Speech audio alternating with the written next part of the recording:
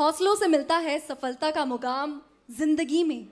ये नहीं है आसान कि आप कमाएं इतना बड़ा नाम। एंड आज जो शख्सियत हमारे साथ इस वक्त स्टेज पर है, इनका नाम और इनका काम ऐसा है जिसकी वजह से आज इन्हें दुनिया भर में जाना जाता है। तो एक बार huge round of applause for all these guests in the panel discussion. So we have Manishankar Aiyar sir with us. Manishankar Aiyar is an Indian politician and former career civil servant diplomat. He is a member of the Indian National Congress Party. We have Salman Khurshid sir with us. He's an Indian politician, designated senior advocate, eminent author and a law teacher. Then we have Anand Ranganathan sir. Anand Ranganathan sir is a scientist and an author. He has written 3 books. His forthcoming book is on India's forgotten scientist. Then we have Sudhendra Kulkarni sir with us. He's an Indian politician and columnist.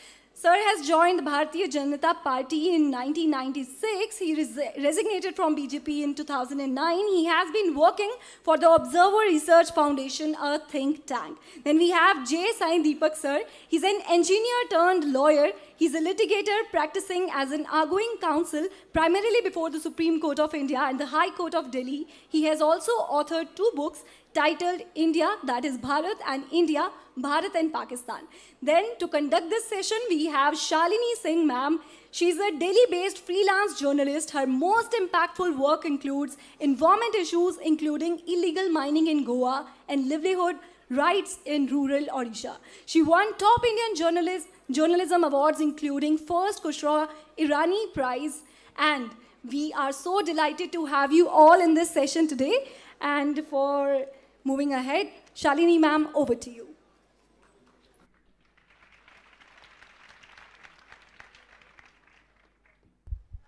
Am I audible? Okay. Thanks. Well, it seems I'm the only female on this panel and also the only journalist. Lots of pressure. Okay, before the brickbats start flying on the 4th estate, let me very quickly tell you my survival plan. I'm a co-founder at People's Archive of Rural India, or PARI for short, which is an online multimedia repository on rural issues. We publish our stories in 15 languages, including English, and our aim is to connect urban Indians like you and me to our rural counterparts across the countryside. We began PARI in 2014, founded by P. Sainath, who's a well-known journalist covering development. Our colleagues also work with students in schools and colleges, so I would urge you all to have a look at our site. All right, now that I think I'm safe, let's turn to the discussion for the evening. So the narrative was, before that, may I request all panelists to share their opening remarks for 2 to 3 minutes each. And after that, I'll ask a follow-up question and again a round of remarks from everyone. Okay, on to the question. So zooming into one recent example which affected us all, that is how the COVID-19 pandemic was covered in the media. The Western media wrote about it in a certain way. The Indian media did their bit. At PARI, my colleagues did over 100 stories on lives under lockdown. And the Indian government took offense at how the Western media had portrayed the country's handling of the pandemic, and so on. This is just one example, so feel free to add others. The question is there space, or can there be space for both Indian and Western media narratives to coexist in a way that provides citizens with wide information as well as multiple perspectives? And what do these arguments on both sides or all sides also tell us about ourselves? We could start alphabetically. I'd start with Mr. Manishankar Aiyar. The floor is yours.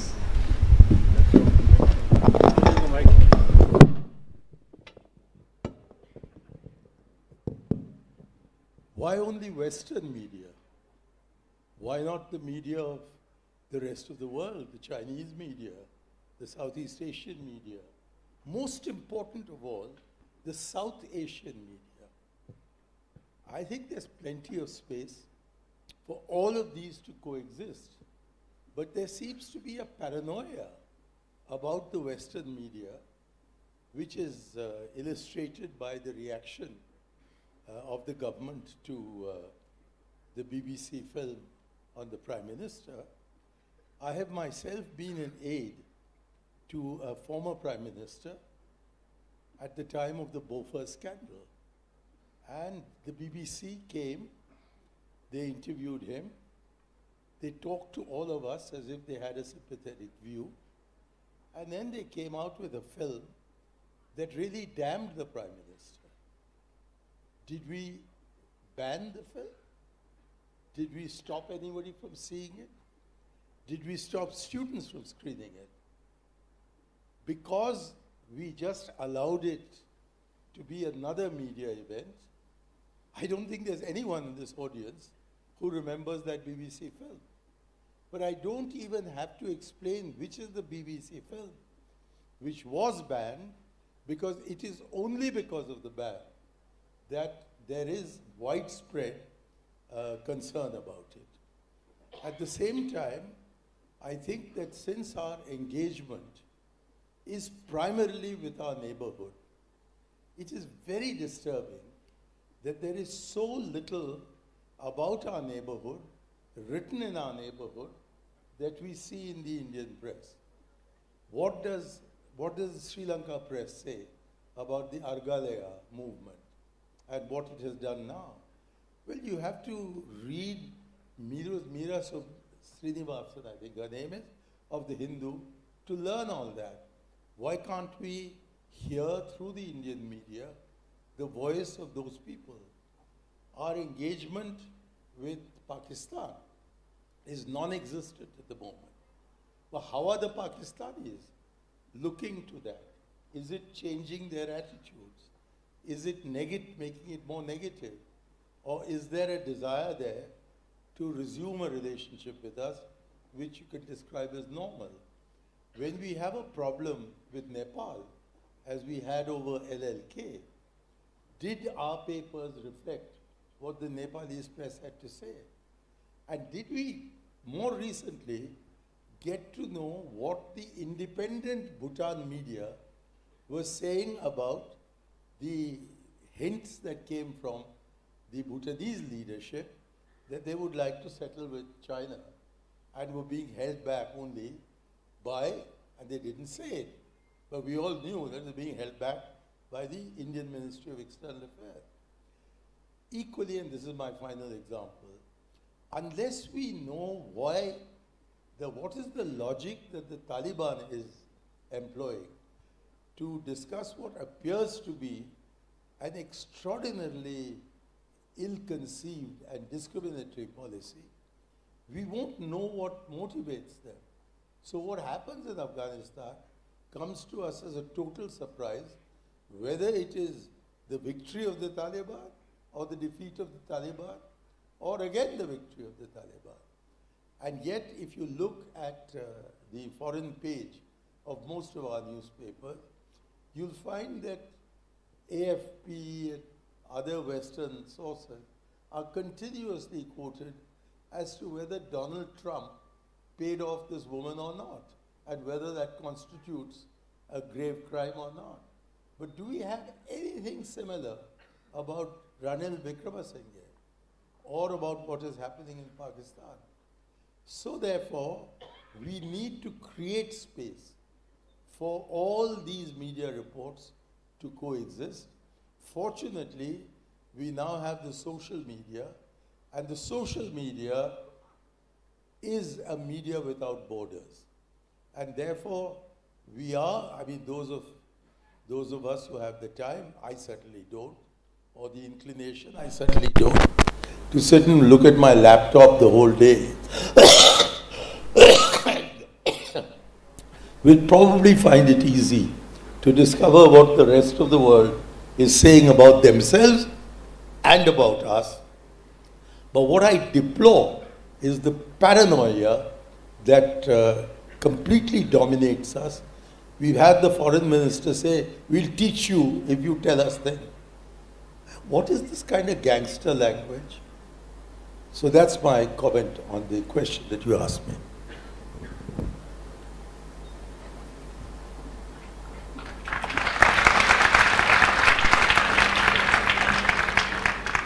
Thank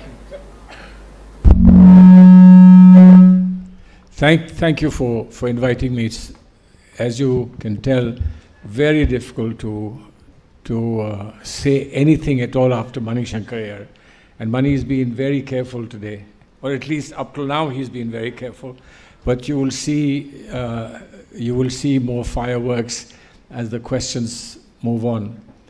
I think that there was a very interesting point that he touched, moving from media reporting in the West, elsewhere, and of course the attitude of Government of India.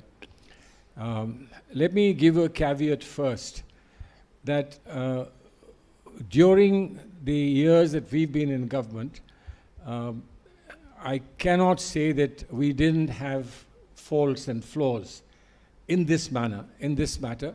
We did also react, etc., but it may be a matter of degrees and really how far we are taking it.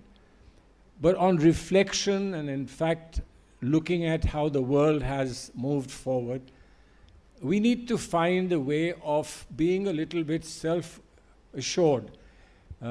This whole business of we are under attack, that somebody somewhere doesn't like us, and therefore they're doing this to unravel the good things that we are doing and to undermine the confidence of the world in India.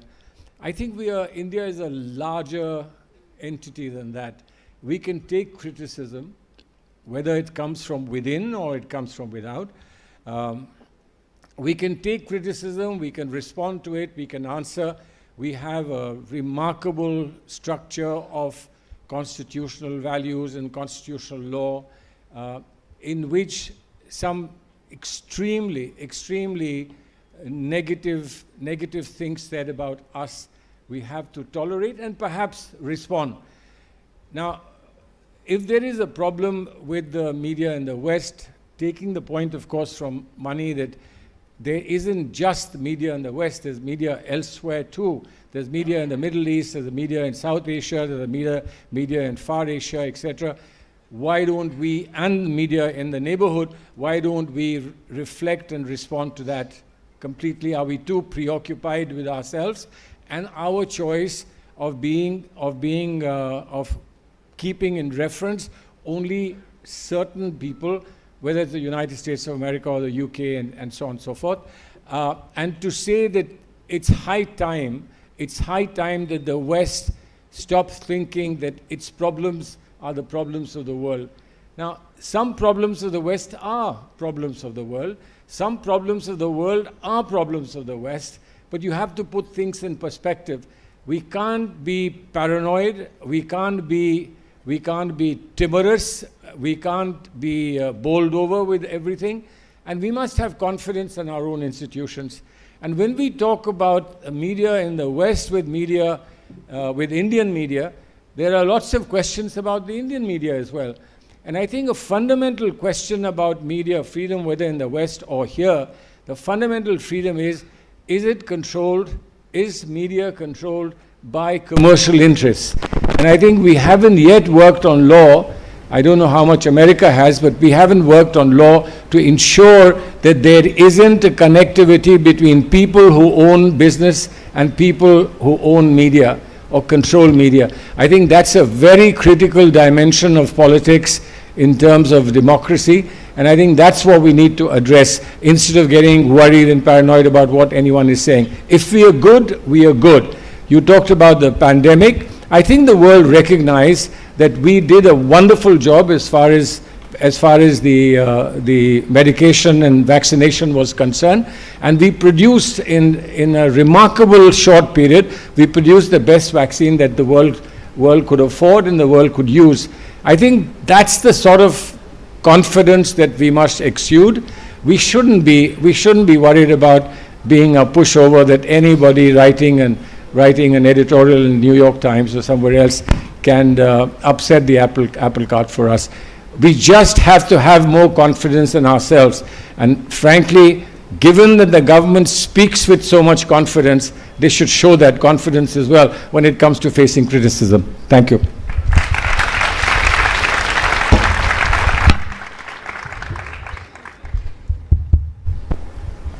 Dhanyavad.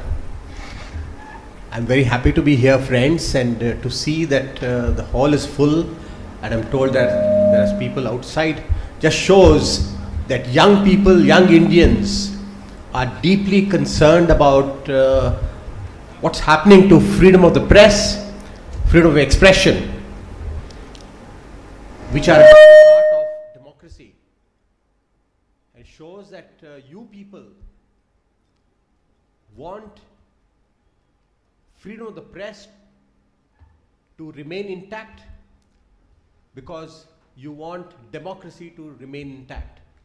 And as we all know, lights are indeed dimming on freedom of the press, freedom of expression, and democracy itself. And therefore, to have a discussion of this sort in these times is most welcome. Article 19 of the Constitution guarantees freedom of expression, freedom to receive and impart information and ideas through any media and regardless of frontiers. But what is happening right now? Attack after attack after attack on the freedoms granted by the Constitution.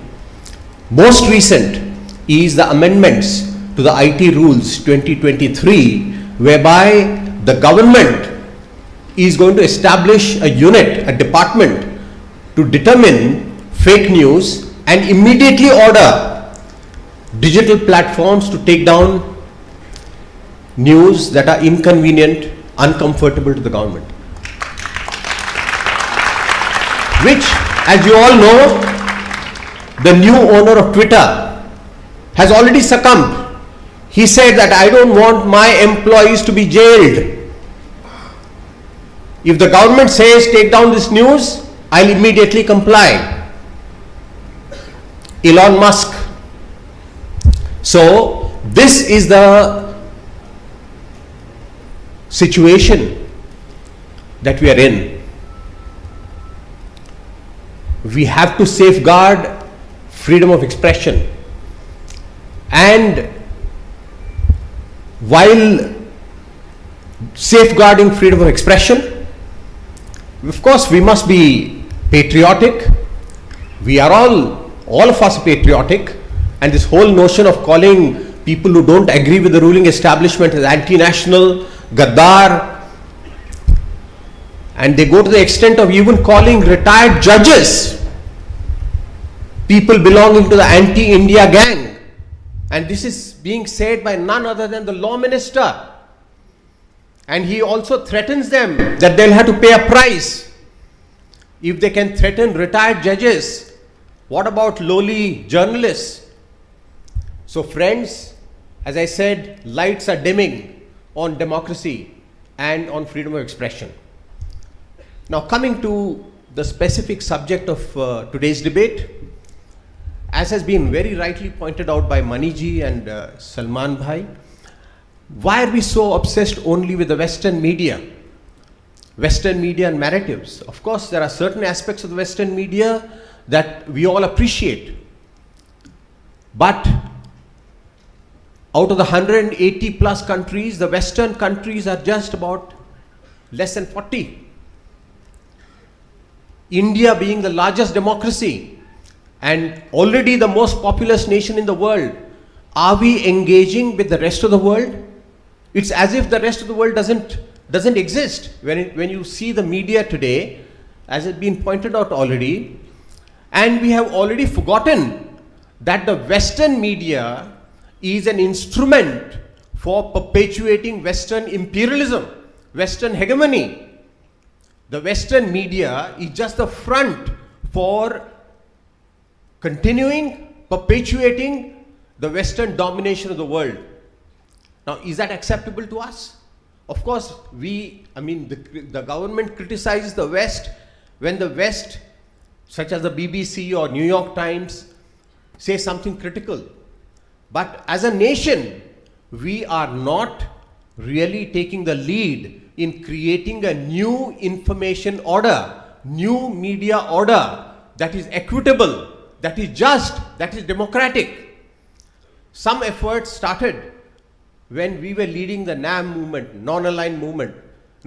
You will recall that that was a time when India was actually talking about creating a new media order as part of a new global order. We don't any longer talk about changing the world order. We want to be part of the West. We want to be good in the good books of the West, America. We only criticize the West when they criticize some aspects of our politics or governance or communal relations. I would end with one point. I was very happy to know from your introduction that you belong to this wonderful and perhaps unique platform called PARI, which, friends, is the only platform that brings information and news and views from rural India. Rural India has become invisible in the mainstream media, which itself is so undemocratic. And this has happened because we are imitating the West. We are imitating the West in so many ways. So we have become like American media, like the Western media. We've become corporate controlled, a point that was mentioned by Salmanji.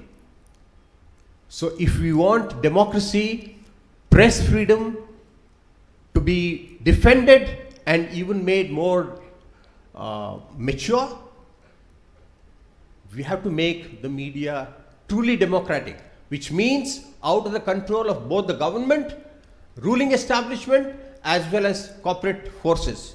Thank you very much.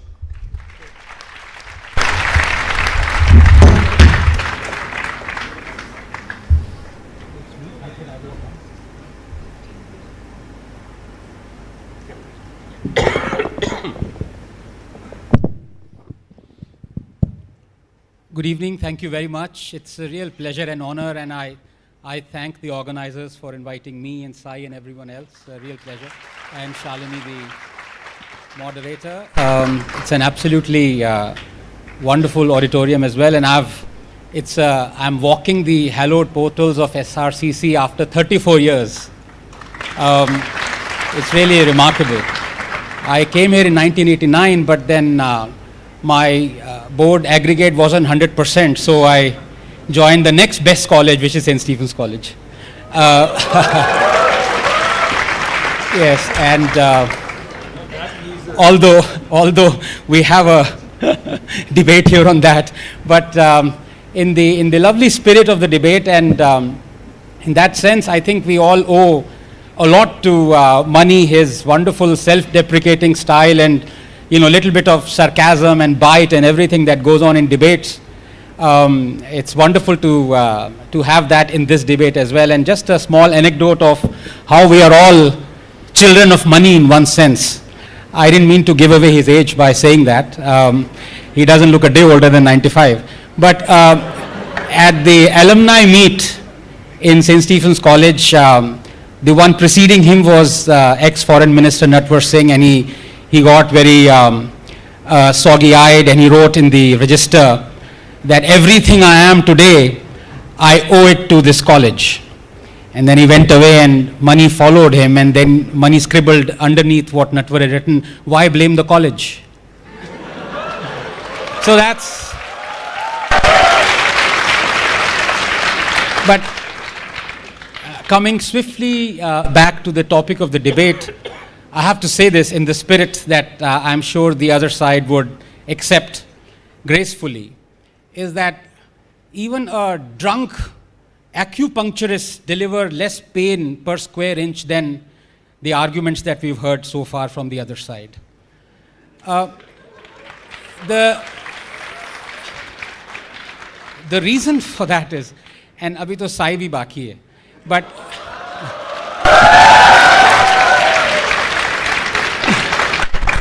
the reason for that is, which world are we living in? I mean, it's just shocking, because this is the world of social media. You can't fool anyone now, especially the younger generation.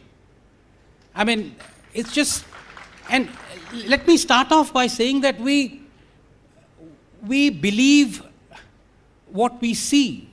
But unfortunately, what we see is increasingly being written by people who see what they believe. And that is what the media is. They are seeing what they believe. Journalism is justice delivered without the courts. It is a public good. It is as important as delivering justice. And I'm stating the obvious here, but the tragedy is that most of the journalists that you see are busy peddling narratives. They have become activists. They're not balanced anymore. They're not objective anymore. Even in science, that the moderator talked about COVID. And I say, please do not bring politics into science, because all then you would end up with is political science. But and there's nothing wrong in that. But there are a dozen, I don't know how much time we have, whatever X time I have, I'll take 30 seconds more than that. But the fact of the matter is, I can bust a dozen narratives, fake narratives over the last 8 years that have been peddled. And Sai can maybe bust a dozen more narratives. But it's tiresome after a while, because then you are left asking, what is the journalist's job? If the reader, if the viewer is there to bust the narratives, let me take what the other side, and I just mean other side as a rhetorical thing, that we're all the same. We're all on the same side, right? But at least in this debate, let me pick up the two issues that they talked of. Mani talked about BBC, he talked about Bofors, and he talked about how well-meaning and gracious the government was. I don't need to open that Pandora's box. I don't need to tell you how much stress and how much draconian measures were put under Chitra Subramaniam when she was doing the story of Bofors by Rajiv Gandhi and the PMO. I don't need to tell you when Mani talks about the BBC and saying, we didn't ban the BBC film. Right, you didn't ban the film. You banned the BBC for 2 years. And it wasn't under the emergency. It was before the emergency. 2 years. So, and this is the problem with journalism. It's somehow, over the last 8 years, it is giving the impression that everything bad that is happening in this country is happening for the first time. That before 2014, India was a Garden of Eden. Everything was perfect. And then we had this Cambrian explosion, that everything that could go wrong, except for a nuclear explosion, which we don't even know, maybe some newspaper would report a nuclear explosion has also happened. But everything that could go wrong has gone wrong. Let me pick up the other thing that Mr. Kulkarni talked of. His exact expression was, lights are dimming. Honestly, they seem pretty bright to me out here. Democracy is under threat. Democracy is under threat.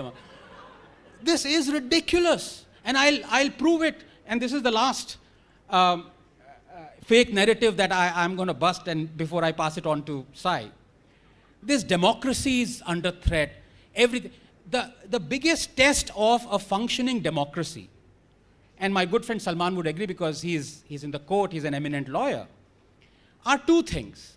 The independence of the Supreme Court and the independence of the Chief Election Commission. Other than these two things, everything else is at the mercy of our Constitution.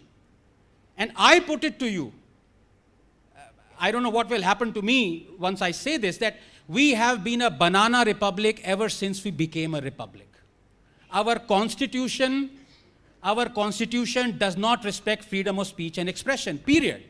And whatever little it did was then soon trampled within a few years by Nehru's First Amendment. I'll come to that in a minute. Chacha ji ki baat karunga abhi. The fact of the matter is that all those who say democracy is dead, lights are dimming, and everything is happening for the first time, this assault on democracy, sedition charges, anti-national. Do they even know that under the UPA, and I'm not talking of Indira Gandhi emergency, and one doesn't need to go as far back as that.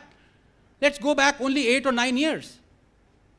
Under the UPA, it filed 12,000 sedition charges on activists. 8,500 on the same day. And the then Home Minister, Mr. Chidambaram, yes, when he was asked, why are you doing this, he said, and I quote him, these are all anti-nationals. आपके anti-national, anti-national. और आज के जो चल रहे हैं anti-national, उसका क्या? There are so many other examples like that. And what does it even need to go back to the UPA days? Chhattisgarh government, Congress-ruled government, they slapped a sedition charge on a person who complained of a blackout, a power cut. They filed a sedition charge under him. So many things are happening right now in Congress-ruled states. But democracy is flourishing there. In Bengal, a non-BJP ruled state, a chemistry professor shared a cartoon of Mamata Banerjee. He was arrested. 2 weeks ago, this news, we don't even know because the Telegraph is all very prim and proper and doesn't want to go against Mamata.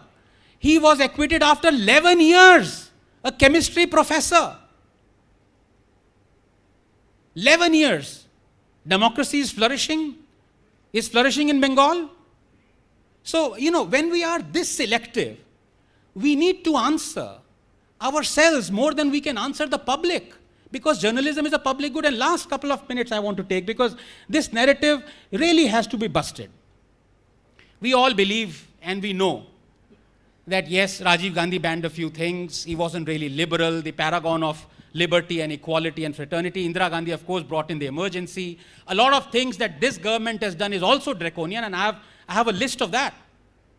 This government, for example, the BJP government in Gujarat, it jailed an editor for 15 days because he criticized the COVID response of the then Chief Minister of Gujarat. So yes, all these things are happening. In fact, the most iconic phrase in the last 10 years that has been coined has been by Mr. Arun Shourie, when he says that all the BJP is Congress plus cow. And AAP of course is Congress plus Lamao, LMAO, but that's another matter. BJP is no different from the Congress. Please realize this. Everything that the BJP is doing right now, everything wrong and everything right, the Congress has done it before.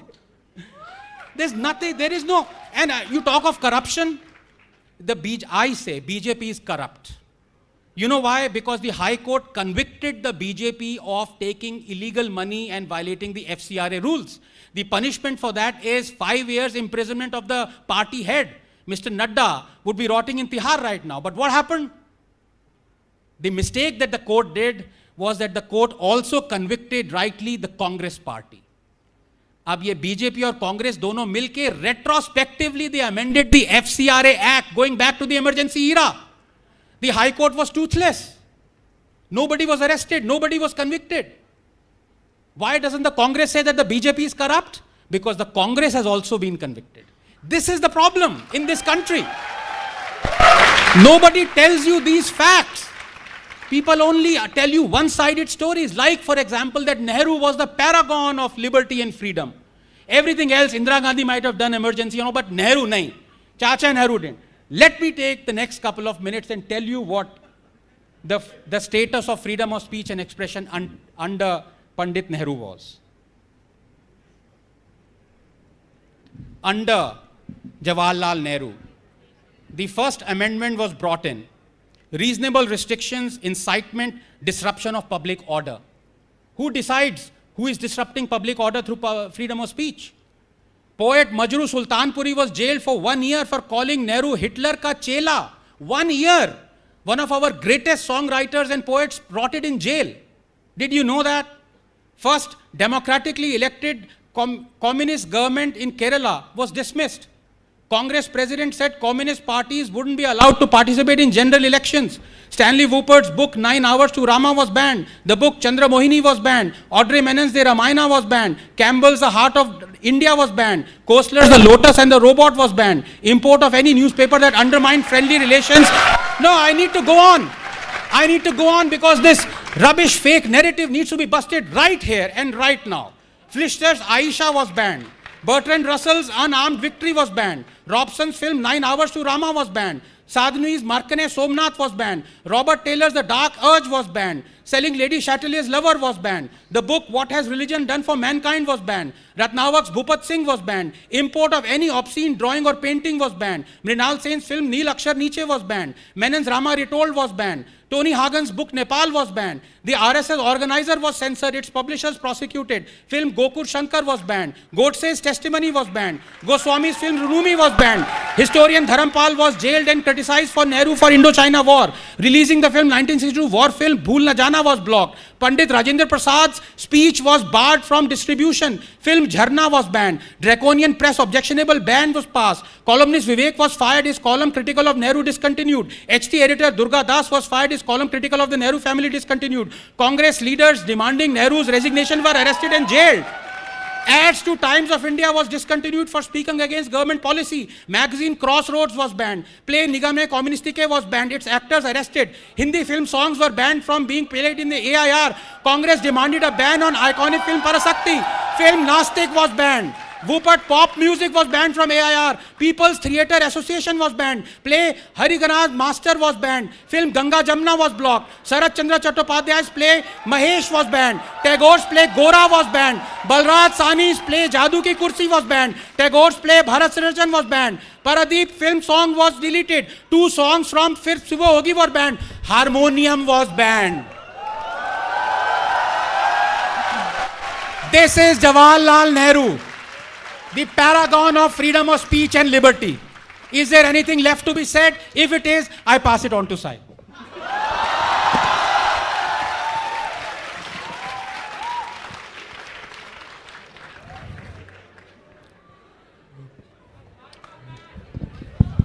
This is the Sri Ram College, right? Yeah.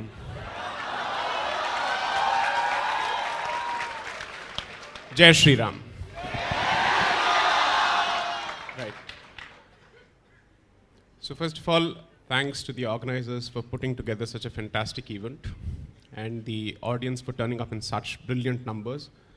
As usual, I think the alleys have been converted, or the aisles have been converted into pathshalas. Thank you so very much.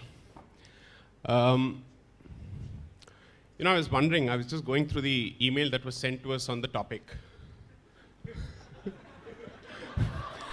The topic was, can Western narratives and Indian narratives, or Western media and Indian media coexist? If I were on the other side, I would have stuck to the topic.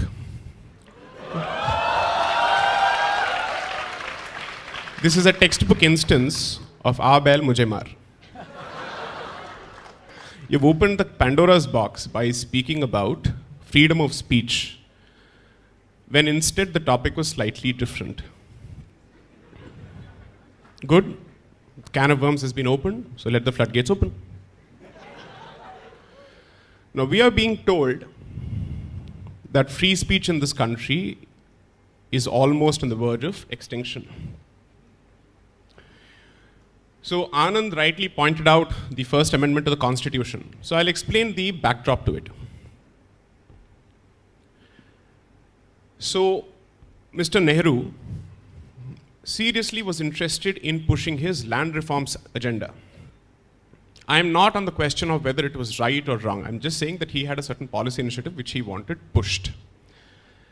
You know who was actually raising the red flag to his initiative? The ones who raised the red flag always, the communists. Okay? So people like Romesh Thapar started writing against it. And there was active opposition to everything that he was doing. Courts were overturning his judgments, or rather his initiatives through judgments. So 2 consequences happened simultaneously around that particular period, which till date affect the Constitution. The first is the introduction of severe limitations on free speech. The second is the introduction of the 9th schedule to the Constitution, which effectively protects all those land reform legislations from any kind of constitutional challenge. Imagine an elected government in a democracy taking a policy decision and ensuring that that policy decision is immune from judicial review through a constitutional amendment for all time to come. And we are being taught democracy by the scions and descendants of this legacy. Second, today we are suddenly being told oh, social media explosion is the reason for survival of free speech in this country. Otherwise, you see free speech has been bought by mercantile interests and so on and so forth. Who introduced Section 66A to gag free speech on social media? Section 66A of the Information Technology Act was introduced by the UPA government with the broadest of possible restrictions on free speech, where even any kind of offense or hurt that is caused to sentiments immediately attracts the application of that particular section. This is what ultimately resulted in Shreya Singhal versus Union of India. The sad part or the unfortunate part or perhaps the cynical part of the reality is the BJP defended that particular provision in court when the matter was being heard, because by then the BJP had taken over. So what does this tell you ultimately? That the nature of power, regardless of which party is in power, is to appropriate as much space to it as possible and limit the scope for free speech. There is really no one in this hammam, I leave it at that, who is capable of saying, I'm clothed. Okay? So therefore, let's not take a moral high ground here. Let's be realistic about what is it that we want and what is it that is good in the interest of the public. Let's speak of that. Now let's talk about what's happening in the West, so on and so forth. I think the binary division between Western media and Indian media no longer exists, for a good reason. Because it's not a question of who's from the West and who's from India. It's a question for who's batting for Indian interests. That is what ultimately matters. Because there are several people, several journalists in the West who are willing to speak the truth about Bharat and who do not share the colonial cynicism of the rest of their Western compatriots. Similarly, there are several people from Bharat who are more than happy to be lackeys of anti-Indian mouthpieces from the West. That's a fact. So therefore, I'm not interested in this binary argument anymore.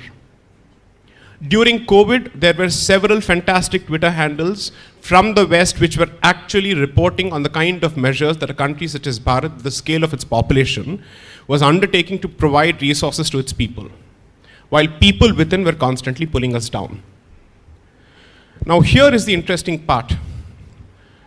Mr. Kulkarni rightly points out, and I would say significantly that holds good, that Western media, including Hollywood so to speak, has managed to push the Western agenda as much as possible. It's unfortunate that we are aping everything wrong from the West, but we are not doing it as far as this issue is concerned.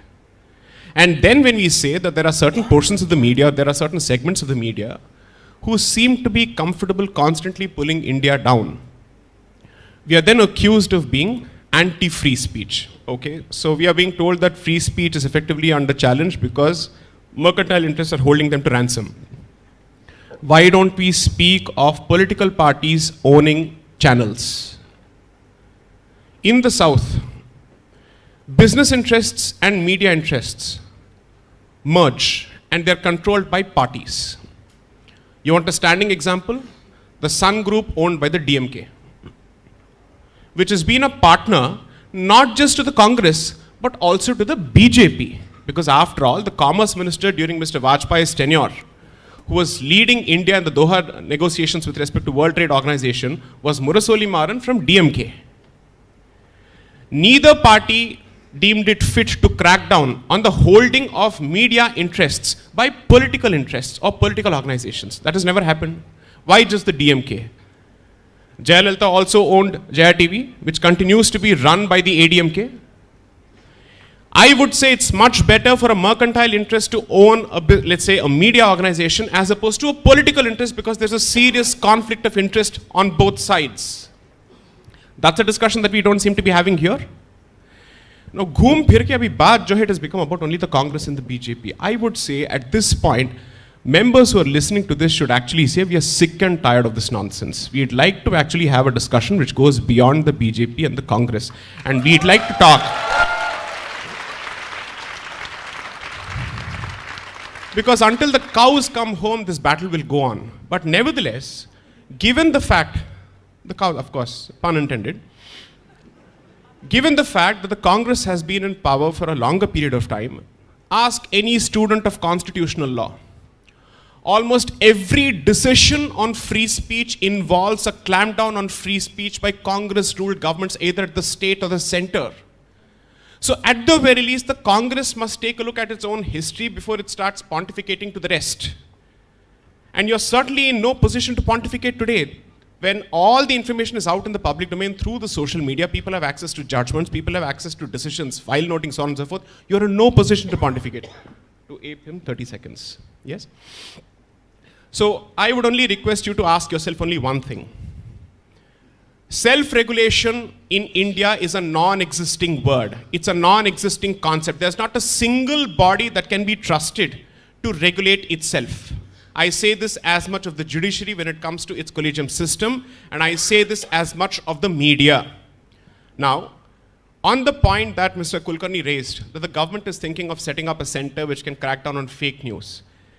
The Press Guild does nothing. The Press Council of India does nothing. No action has been taken against any organization or any portal or, let's say, individual journalist for their direct role in, let's say, spreading or manufacturing fake news. What are we supposed to do? You can't go to a court asking for directions against a private party in a writ petition. So what do you do then?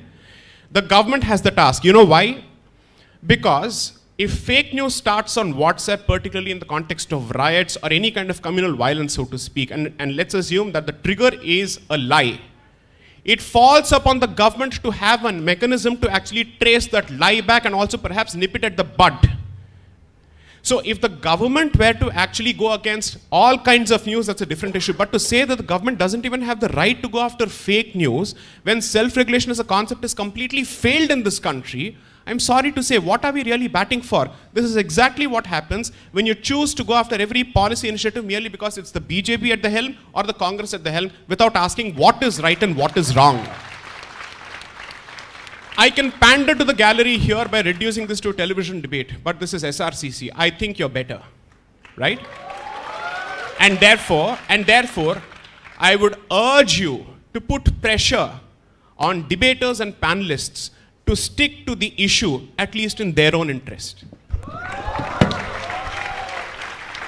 Thank you, panelists. I'm sorry, I've been told there's a shortage of time, so I'm just going to leave you with one idea, which is that we've spoken about the two parties, the governments, the historical perspectives, present day, all of that. We're looking at times of artificial intelligence, right? Where technology can make news gathering more efficient, but it can also allow fake news to get more creative. I would have liked people to respond to that, but unfortunately we're out of time, so we'll have to wrap it up here, and thank you for being a great audience. Why did we run out of time? Because there was no equity in the use of time. Thank you. We started late. If you want a victim card, I have one victim card.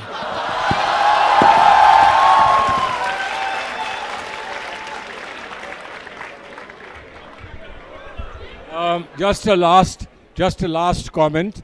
I thought if you give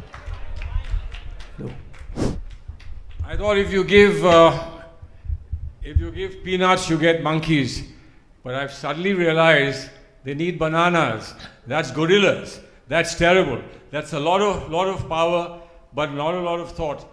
Frankly, you needed a serious discussion about foreign media and Indian media. What we got a serious discussion is about Congress and the BJP, both being very bad. I don't know if they were here saying that go for Aam Aadmi Party or something else. I'm not very clear about that. The question is, who started it? Thank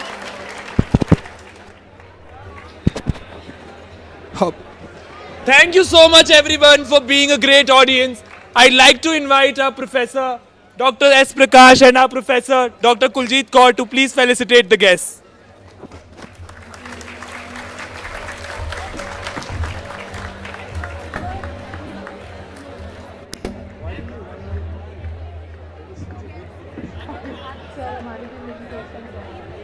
Thank you so much.